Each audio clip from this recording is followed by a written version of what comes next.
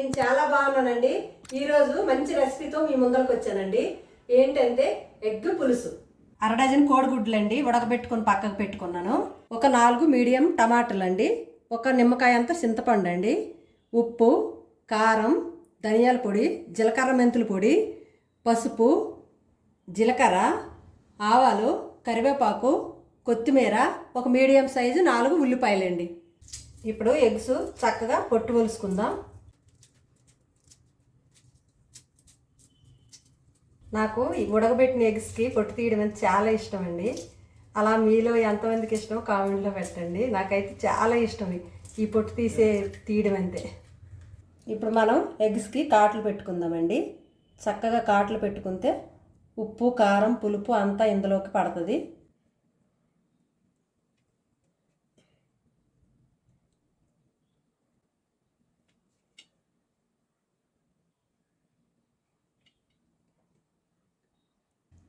చక్కగా కాట్లు పెట్టుకున్నాం కదా.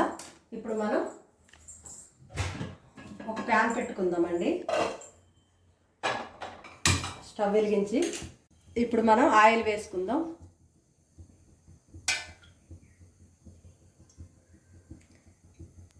ఫస్ట్ మనము గుడ్లు వేగించి పక్క తీసుకొని తర్వాత పులుసుకి ప్రిపేర్ అవుదాం. ఇప్పుడు మనం పసుపు వేసుకుందామండి. పసుపు వేసుకున్నాం కదా. ఇప్పుడు మనం ఎగ్స్ ఫ్రై చేసుకుందాం మెల్లిగా.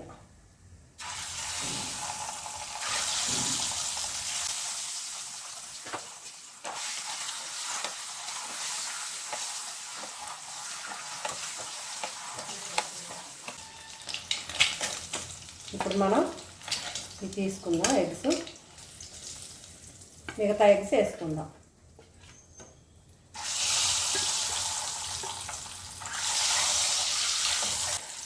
ఇప్పుడు ఏగి పనే కదండి, చక్కగా తీసుకుందాం. అదే కడాయిలో ఉల్లిపాయలు వేసుకుందామండి. ఉల్లిపాయలు వేసుకున్నాం కదా. ఇప్పుడు మనం కరివేపాకు వేసుకుందాం.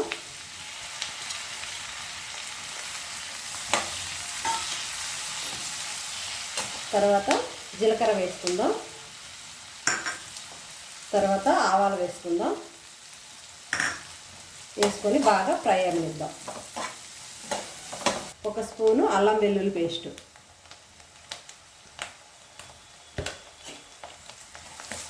ఇది పచ్చివాసన పోయేదాకా వేగించుకుందాం మనం. ఈ ఎగ్ పులుసుకి అల్లం వెల్లుల్లి పేస్ట్, జీలకర్ర మెంతుల పొడితోనే మంచి టేస్ట్ వస్తుందండి.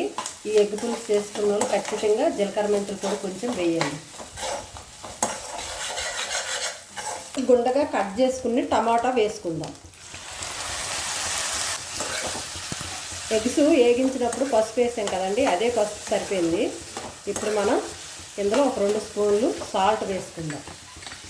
ఒక 2 స్పూన్లు సాల్ట్ వేసుకుందాం. తర్వాత మనం చెక్ చేసుకోవచ్చు, 2 స్పూన్లు అయితే వేసాము.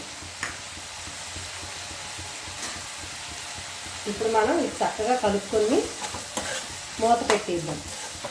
చక్కగా పట్టుకోవాలండి ఇది.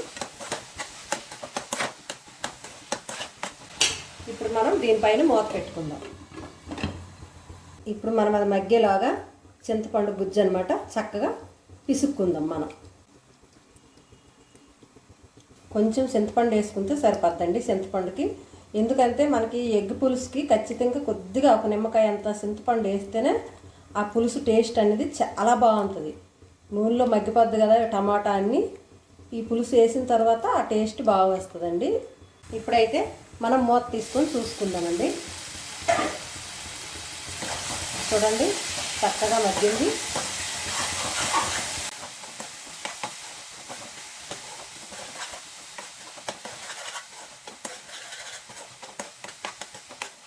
ఇప్పుడు కారం వేసుకుందామండి.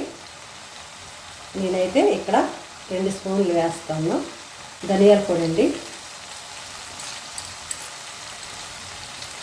1/2 టీ స్పూను జీలకర్ర మెంతుల పొడి అండి వేసి బాగా మనం కలుపుకుందాం.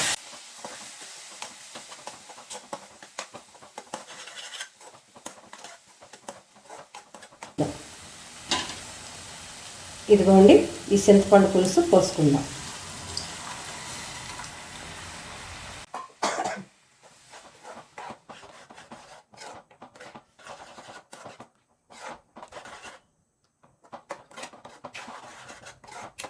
ఇప్పుడు మనం దీనిపైన మూత పెడదామండి.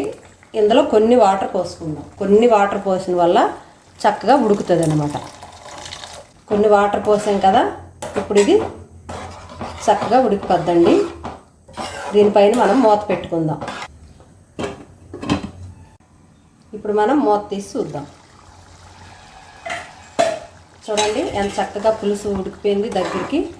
ఇప్పుడు మనం ఇందులో ఫ్రై చేసుకున్న కోడిగుడ్లు వేసుకుందాం. ఇప్పుడు ఈ ఎగ్స్ మొత్తం ఇందులో వేసుకుందాం.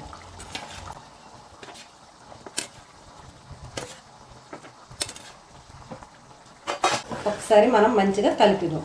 ఇలా రావాలండి ఎగ్ పులుసు అన్నమాట. చాలా చాలా టేస్టీగా ఉంటుంది.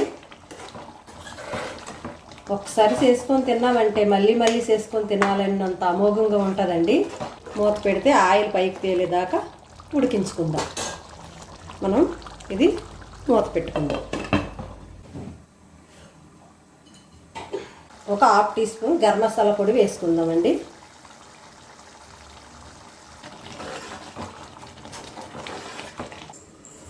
అంతేనండి, చాలా సింపుల్గా ఈజీగా అయిపోద్దండి మనకి ఈ ఎగ్ పులుసు. ఇప్పుడు మనము మూత తీసి చూసుకుందాం. కడిగి కట్ చేసుకొని పెట్టుకున్నాం కదా. ఇప్పుడు మనం ఈ కొత్తిమీర అనమాట వేసుకుందాం.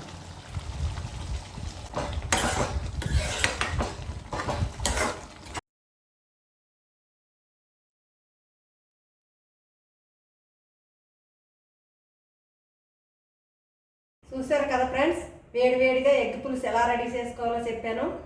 ఈ ఎగ్ పులుసు కనుక మీకు నచ్చినట్టయితే లైక్ చేయండి, షేర్ చేయండి, సబ్స్క్రైబ్ చేయండి.